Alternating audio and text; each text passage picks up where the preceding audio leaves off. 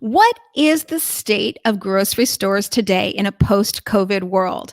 Well, there's no one better to talk about that than the former co CEO of Whole Foods. I want to bring on my guest today, Walter Robb, who's here in studio, if you will, virtual studio. Hi, Walter. Thank you for being with me today. So, as we have this term plant based, which originally started as a friend to the word vegan, it was really meant to be no animal products. Now, plant based in some cases means just lots of plants along with your meat in a hybrid product from Tyson, or it could mean that.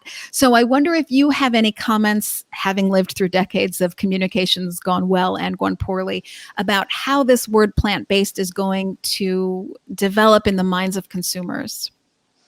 Well, if we know anything, we know that it'll be kind of, it won't be a straight line. It'll be an evolution, maybe a circle and a step back and two steps forward and so forth.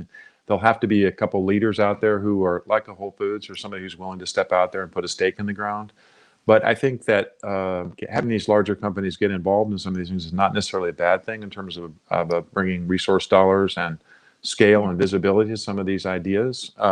However, I do think that the call it 2.0, if you will, Food 2.0, is going to involve some basic things. One is transparency, and we're going to define what that means in terms of exactly how something's produced.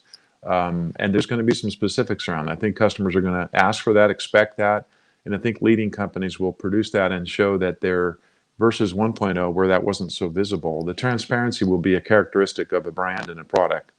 And I've been watching this site called HiveBrands.com. They've actually made it possible for the customers to buy their carbon footprint, so that every you check out, you get your carbon footprint of your choices. So this linkage between your choices and your impact is sort of there, right? So second thing is going to be accountability and responsibility. There's, I think, broadly speaking, in 1.0, there was sort of a duck your head, pretend it doesn't exist, or deny. And I think in this generation, there's going to be, no, we're going to lean into our responsibility to participate in creating a more sustainable world and more sustainable health. And companies that do that will be rewarded with customers' support. Customers that do not, they won't be, it'll be hard for them to grow share because increasingly the new generations of customers come to expect that from people they do business with. So I think that. And third is this thing you mentioned about education, that I think there'll be new platforms and ability for this information to get to customers in a more rapid way. You're not going to go sit in a room and